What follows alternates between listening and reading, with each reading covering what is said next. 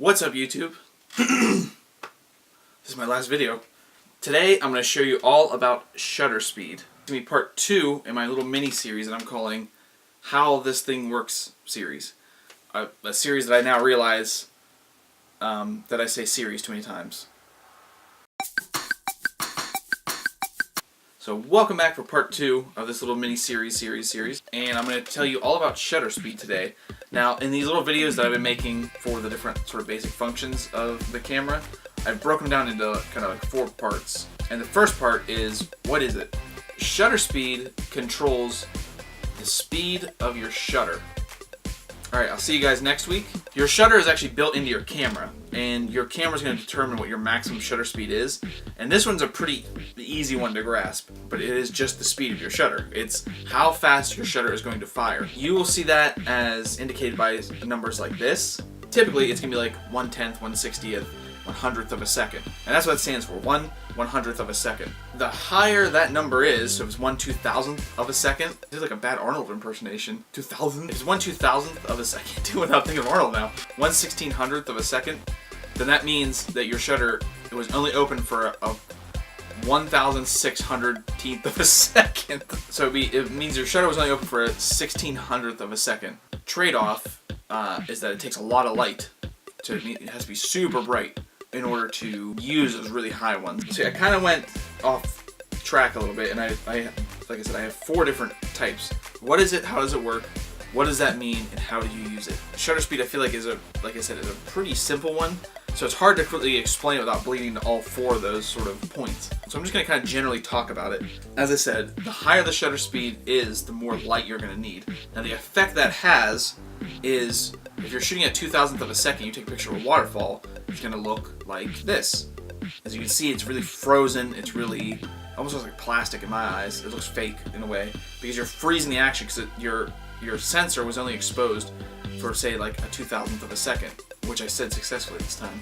Now, the opposite of that, and it's probably the hardest one you're going to have to deal with, is low shutter speeds. Even sometimes inside of a house that has pretty good lighting, you're still sometimes have to be at like a 30th of a second, which generally is, you can't handhold at that point because your handshake will be enough to blur the image, because what's happening is that your sensor is exposed for a 30th of a second.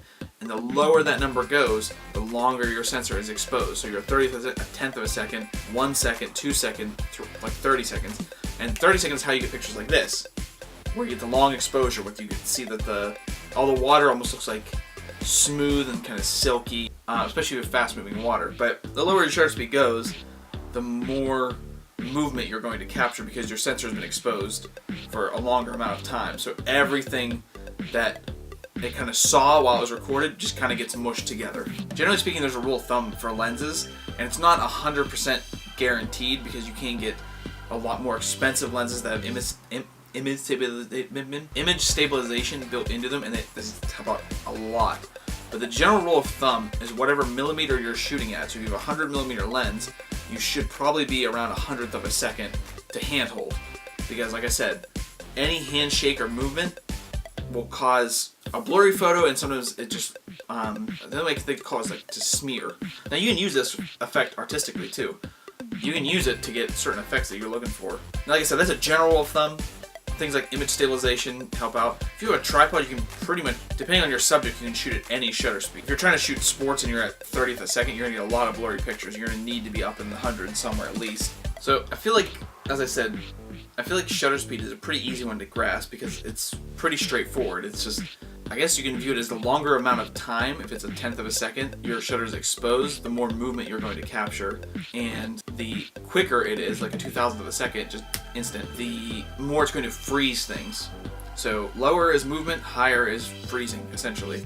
As I said, the higher your number goes, the more light you're going to need, and the lower your number goes, the brighter your image is going to be. Now there is a relationship between aperture and ISO and shutter speed. They all affect each other in different ways. I'm going to be doing a video specifically on that and how to kind of balance the 3 out. I haven't really talked about the effects that shutter speed have in your picture, other than it freezes movement and stuff like that. I'm basically just explaining the function to you, not how to necessarily use it yet. Once I get to that video, which I'm gonna do, I'm gonna do ISO next, and then after that I'm gonna do the relationship between the 3 of them. So Once I get to that point, I'll go into kind of how to use it practically and how they affect each other and how much darker this one makes it compared to that one. I understand that I've kind of left out a big part of this, but that's for the complete purpose because I want to focus the entire video on just their relationship together and using them in unison, not just kind of talking about this video and the piece in this video and the piece in that video. But I feel like it'd be easier if I just explained all contained in one little package. That's gonna wrap up this video. I hope you liked this video. I hope it helped you out in some way. Hopefully you tune in for the next one, which, like I said, is ISO, which is the last part of like the big 3 functions that you need to know for taking pictures. So hopefully this helped you. Hopefully I'll see you on that one too. If you're wondering about aperture, I actually just made a video that I posted. Hopefully I see you next time, and